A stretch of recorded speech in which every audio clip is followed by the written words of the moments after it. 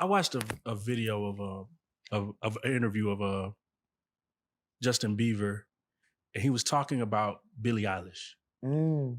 and he was like, he was broke, almost in tears. He's like, I just want to protect her. I just want to keep her safe. Yeah. Um, what do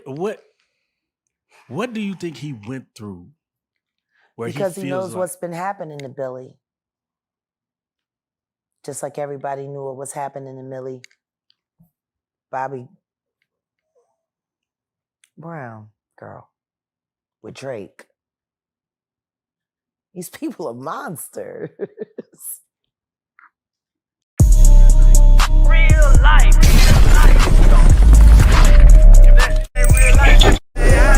It ain't real life. Just say real life street stars. Know what time it is.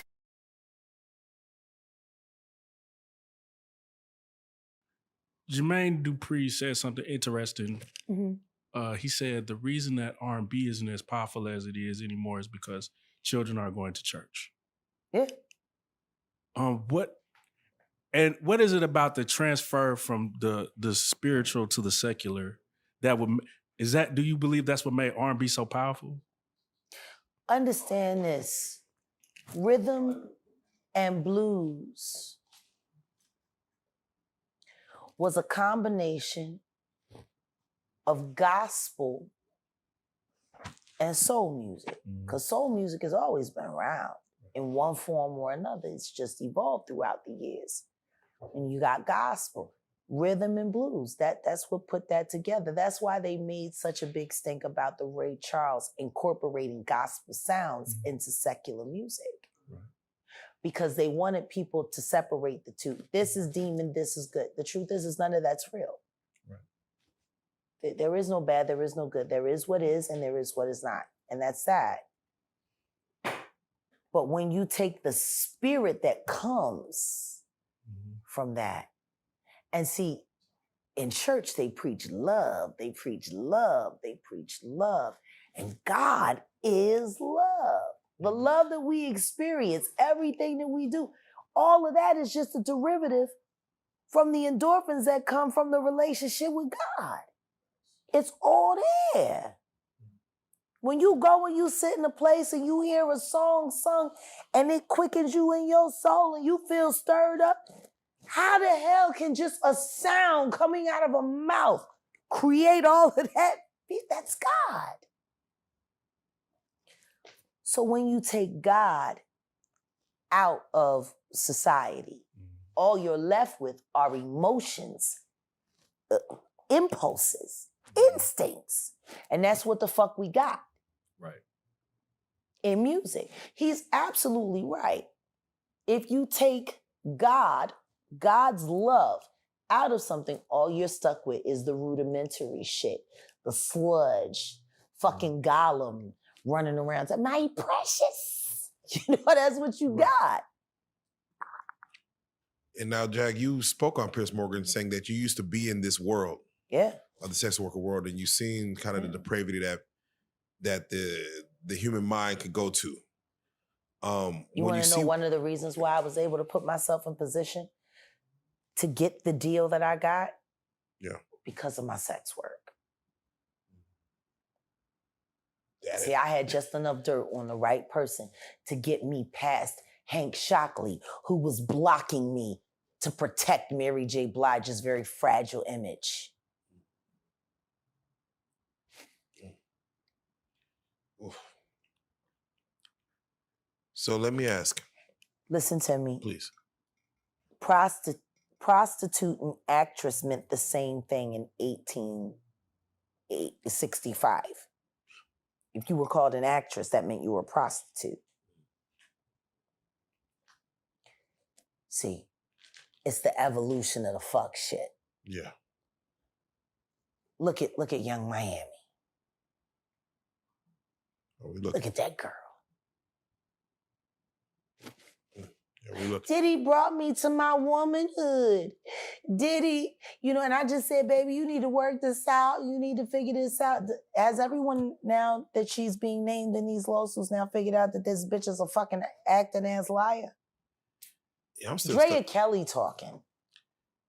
Yeah, I'm still stuck on her saying I like to get peed on, and you know, And that's supposed to be normal. yeah, to normalize it for the world at least. I'm like, damn, keep that between Funny you and thing your. is, the 13-year-old girl who R. Kelly peed in her face on that video after having,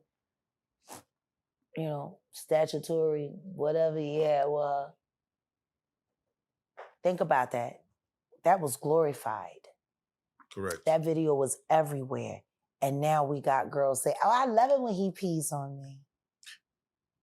Yeah. Do you see the evolution? Yeah, that video the DVD was being sold like. First time I saw it was in a music studio. Damn. Like every other industry porn. First time I saw Paris Hilton's tape, A Night in Paris, was in the studio. The first time I saw Mary J. Blige being gang raped on camera at Death Row after hours was in the studio.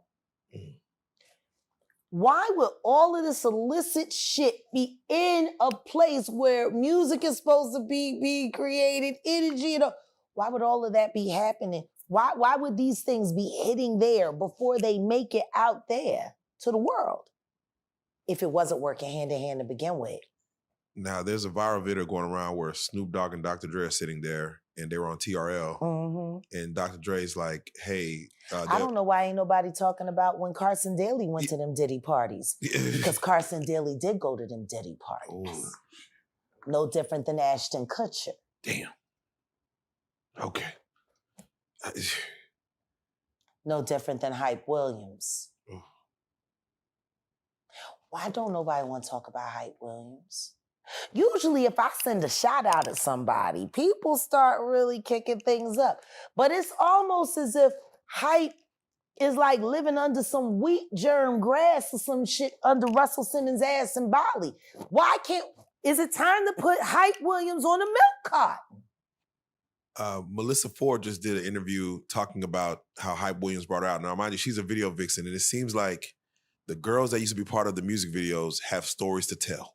They should. And They're all sex workers. Yeah. And if they weren't, they felt like it when they went home. Mm.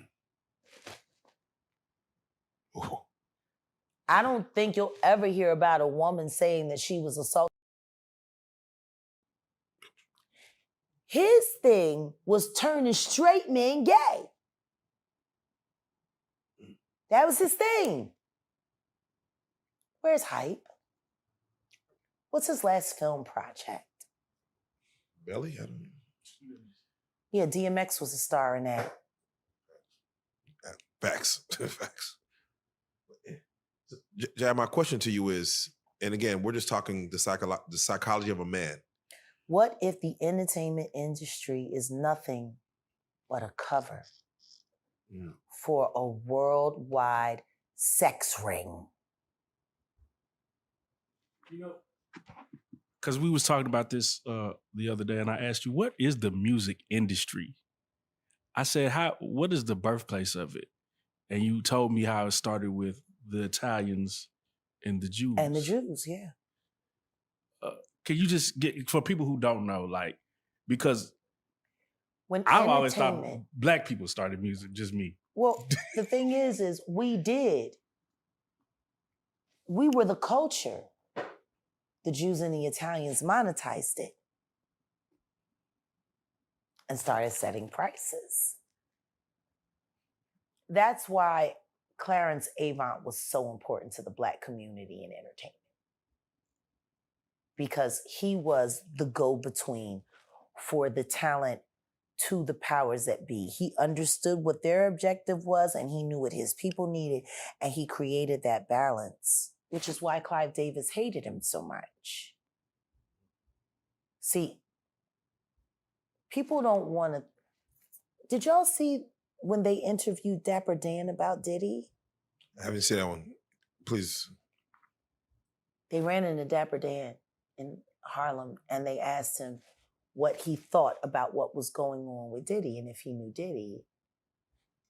And I love Dapper Dan for this. He said, I grew up with his parents. I knew his parents. He said, and what's going on with him has been going on long before him. Now, his father was a government snitch and a bad actor in the criminal world altogether. The woman that they're saying is his mother was a prostitute and a whore. But there's whispers in the streets of Harlem that Diddy's mother isn't alive, not his biological mother, that woman is his aunt. Whoa. There are Wait a minute. whispers. Wait a minute. There are whispers. Diddy's story is so convoluted, but nobody really likes talking about who he was before he became Puffy. Nobody, like, I would love if I could be granted an interview with him. To interview Diddy now in his most raw state about his life up until the age of 15 only. Gee.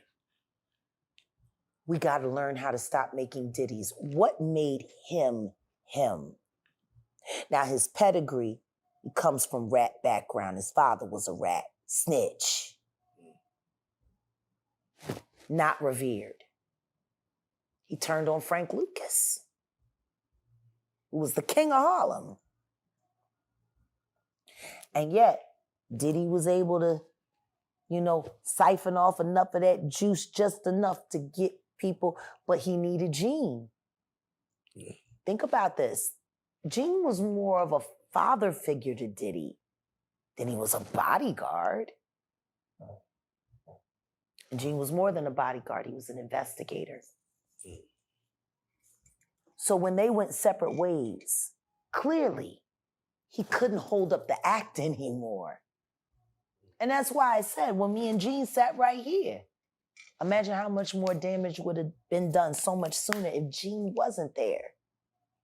Diddy was worried about what Gene thought about him. Yeah. He didn't have a father figure.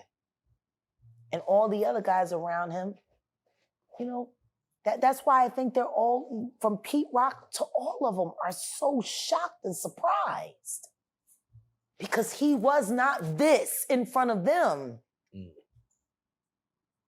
He still cared about what they thought about him, you see? But you get more money and you get more drugs. This is a drug addict. He was arrested with his special little Tusi on him. And he knew he was coming.